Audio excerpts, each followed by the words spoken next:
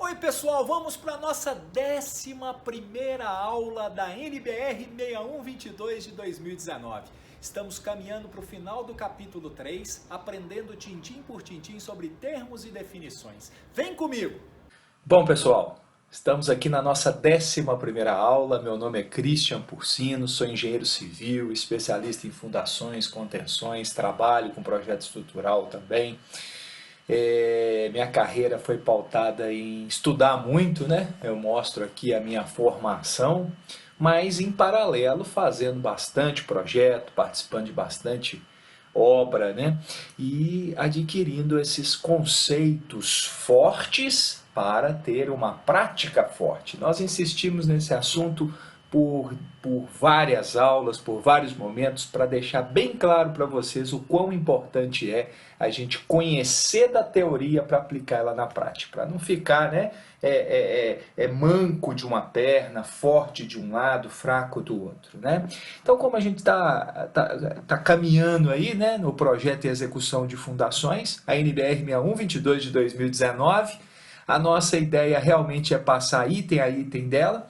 E hoje nós estamos na penúltima aula do capítulo 3, termos e definições. A nossa penúltima aula vai tratar de alguns assuntos muito interessantes, né? Nós paramos na última aula no item 3.37 e agora vamos dar sequência ao capítulo 3, termos e definições, no item 3.38, que é sapata, né? A famosa, conhecida sapata. O que é isso? O que é uma sapata?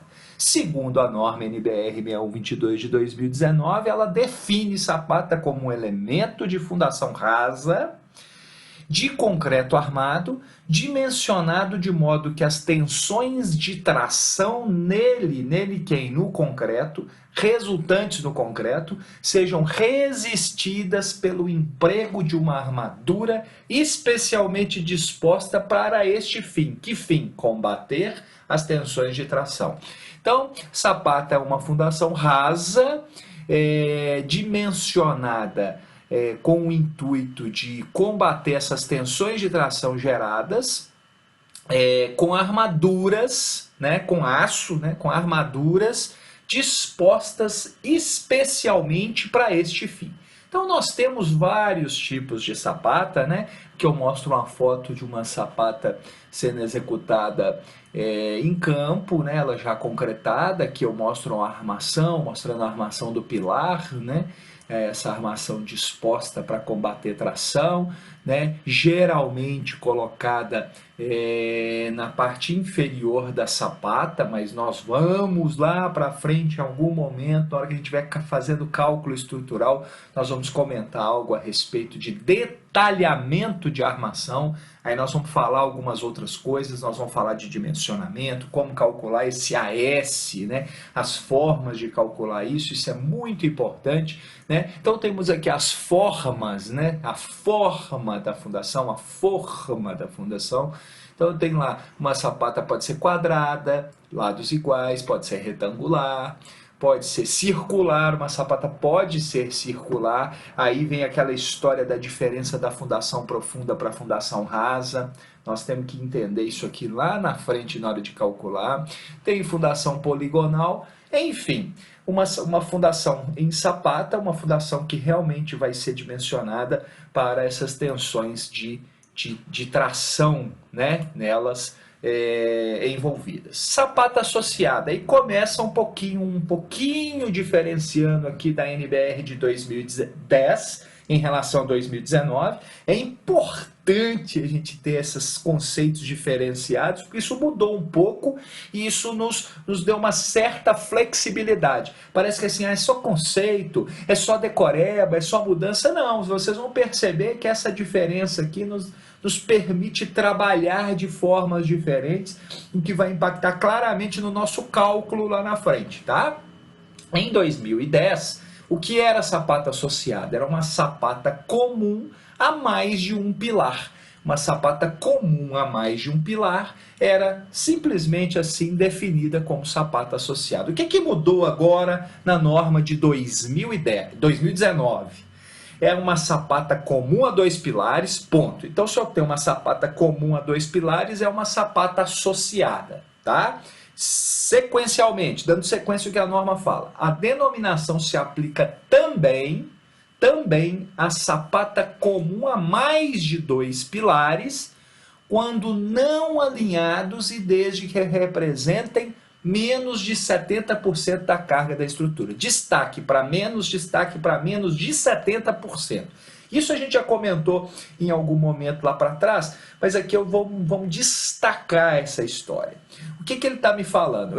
Eu tenho uma sapata associada quando eu tiver uma sapata comum a 2 pilares. Pronto, sapata associada, sapata comum 2 pilares, que eu tenha por algum motivo, lá no dimensionamento nós vamos falar disso, que colocar a mesma sapata para 2 pilares, essa sapata é chamada de sapata associada. Esta denominação sapata associada também se aplica quando a sapata é comum, né? A mesma sapata é utilizada para mais de 2 pilares não alinhados. É importante a palavra não alinhados, porque nós vamos ver o termo seguinte, né? Não alinhados e que representem, desde que esses pilares não representem mais do que a carga de 70% da estrutura, ou seja, necessariamente menos de 70% das cargas da estrutura. Menos de 70%, mais de 2 pilares, sapata associada. Ok? Perfeito? Menos de 70%. Tá? Um comentário. A NBR 6122 de 2019, ela eliminou um termo que existia chamado radier parcial. Existia radier parcial amplamente divulgado na engenharia de fundações. Quem era esse radier parcial? Ele servia para definir fundação rasa que abrangesse parte dos pilares da estrutura não alinhados. Aí era um radier parcial, ou seja, quando parte da minha estrutura era apoiada, né, num radier, e esse radier não levava em consideração todos os pilares da estrutura, a gente chamava de radier parcial. E esse radier parcial, ele era amplamente divulgado, né? Então, diferenciava radier total quando mesmo abrangesse todos os pilares da obra. Então, eu tinha radier parcial, vocês lembram, quem estudou nessa época lembra disso, radier parcial, parte dos pilares. Radier total, todos os pilares. Então, isso foi eliminado aqui na 2019. Então, eu tenho a diferenciação agora pelo 70% da carga total.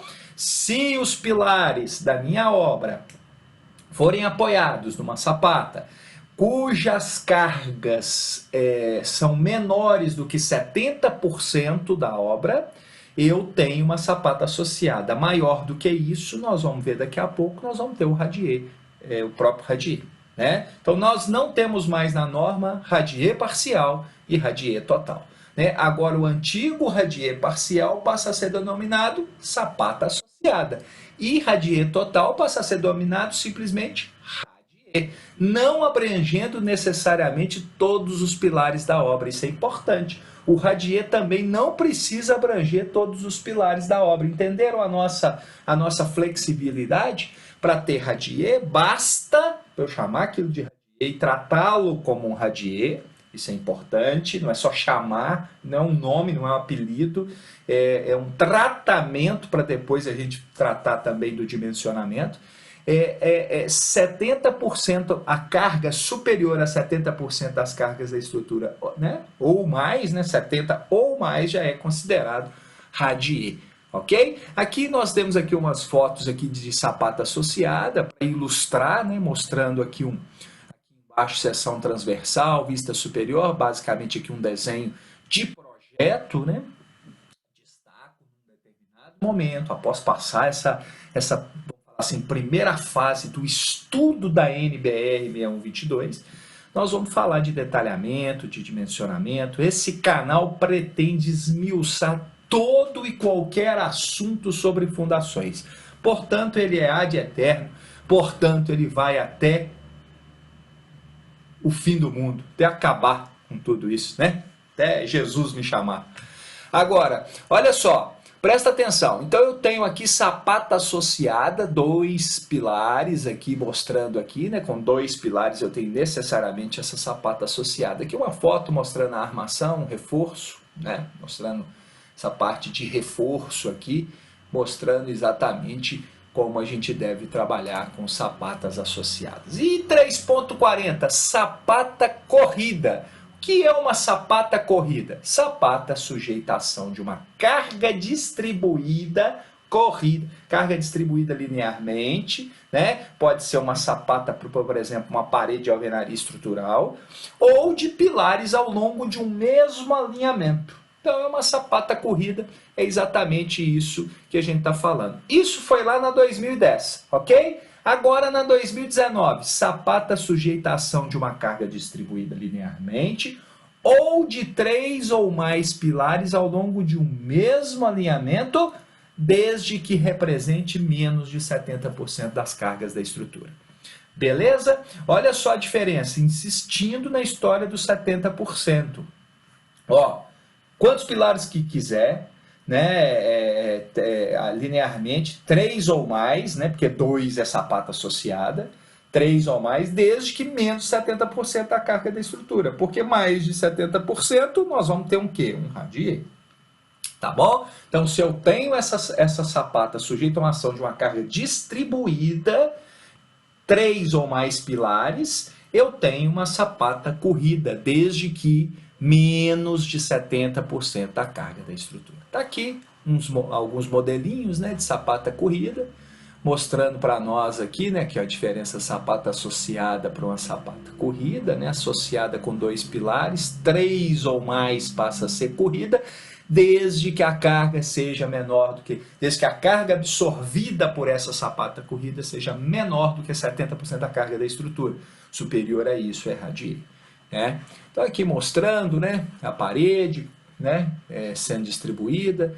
Aqui você percebe aqui que para ser sapata corrida realmente nós precisamos de mais do que 2 pilares. 2 pilares é uma sapata associada aqui só em forma de comparação, né? Só forma de comparação. Aí a norma de sapata corrida, ela passa para o termo de solo colapsível, 3.41, ela vai vir ali. Falamos meio que a parte estrutural da nossa história e agora vamos comentar algo geotécnico, né? Que são solos colapsíveis, são solos que apresentam brusca redução de volume quando submetidos a acréscimo de umidade, sob a ação de carga externa. Os solos colapsíveis, gente, é o seguinte, aumentou a umidade, carga externa, ele vai ter uma brusca redução de volume, consequentemente uma facilidade em romper.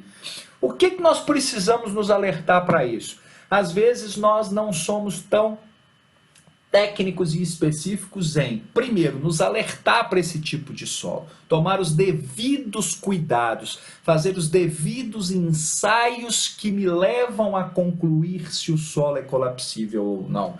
Nós percebemos que tem ocorrido alguns problemas em obras em determinadas regiões, onde isso é negligenciado pelo projetista, pelo empreendedor, pelo executor, e temos problemas, né? Nós pegamos apenas a sondagem SPT, definimos os parâmetros geotécnicos por correlação e não analisamos outros aspectos geotécnicos importantíssimos e podemos ter problemas. Isso nós vamos alertar mais para frente. Solo colapsível, então, o que é? Solo que apresenta brusca redução de volume quando submetido a acréscimo de umidades. Nós temos alguns mapas na literatura que mostram, né, essas regiões, né, tropicais, onde eu tenho constatações de solos colapsíveis, mas não somente aqui. Nós temos descoberto em algumas outras localidades, né, onde nós temos essas regiões tropicais, né, com condições ideais para esse desenvolvimento do solo colapsível. Porém, tem outras regiões também. Aqui é só um alerta, né, de alguns pontos, né, no Brasil, né, onde ocorrem esses solos colapsíveis, onde a literatura conhece, onde a gente tem casos já registrados, que é bom a gente ficar esperto, né? Petrolina, né? nós temos também Brasília, Itumbiara, né? Nós temos a parte aqui em São Paulo, Uberlândia também é conhecido, Três Marias, né?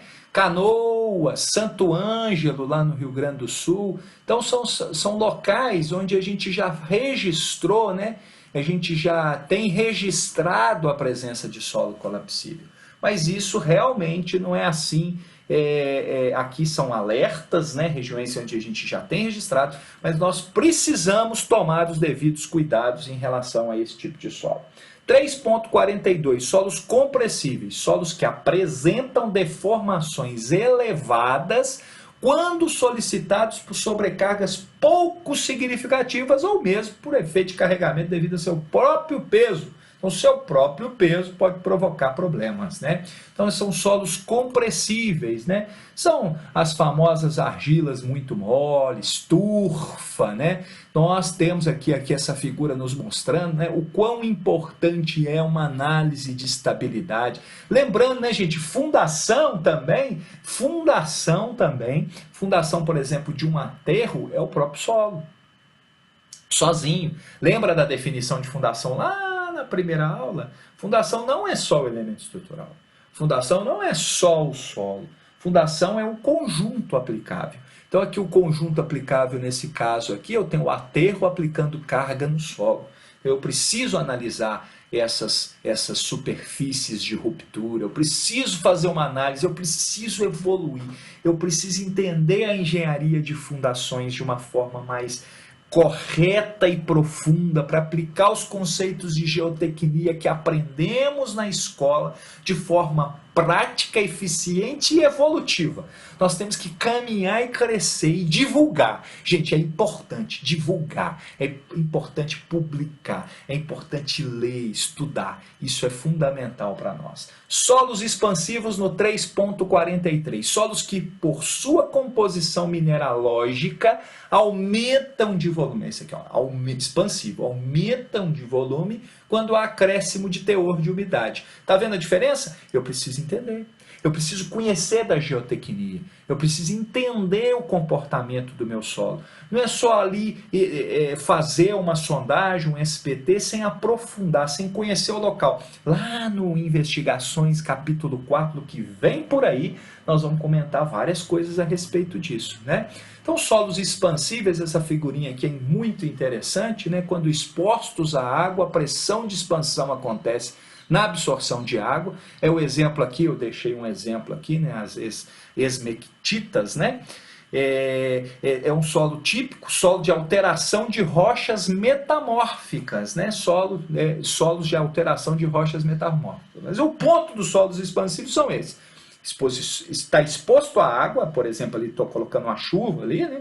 Eu tenho uma pressão de expansão nessa absorção de água que pode me gerar problema. Outra figurinha aqui mostrando uma certa construção, né? Esse processo do solo expansivo aqui.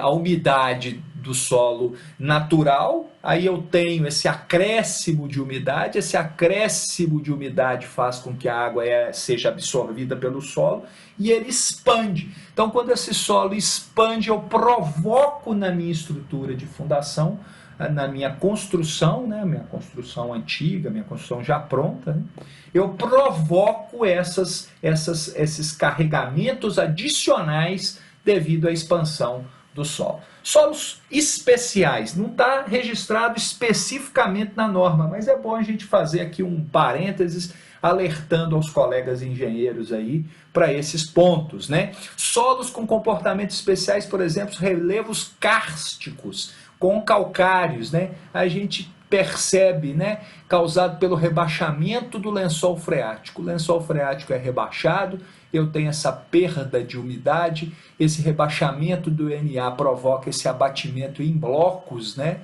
Por exemplo, do teto de uma caverna, isso vai puxando, né? Isso vai puxando, o abatimento desses blocos vai puxando e eu posso aparecer, isso é muito comum, só você entrar no Google você vê, essas questões, né? Parece que o mundo está puxando as construções para dentro dele, né? Então são soluções, são análises, são conceitos, são definições que eu preciso, como engenheiro geotécnico, como engenheiro de fundações, como engenheiro especialista em fundações, eu tenho que ter um conceito multidisciplinar na minha mente para entender completamente esses conceitos e aplicá-los na prática.